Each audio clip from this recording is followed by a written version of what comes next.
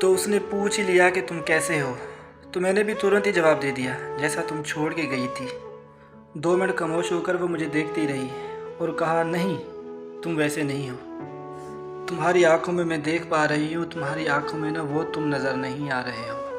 जिस लड़के को मैं छोड़ के गई थी वो खुद हंसने का और दूसरों को हंसाने का हुनर रखता था।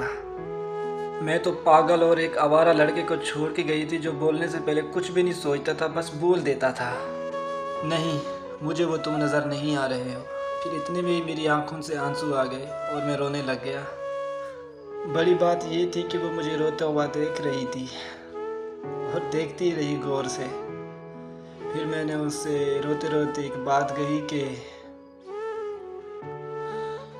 वो लौट कर आया है मनाने को, वो लौट कर आया है मनाने को, शायद आजमा कर आया है ज़माने को।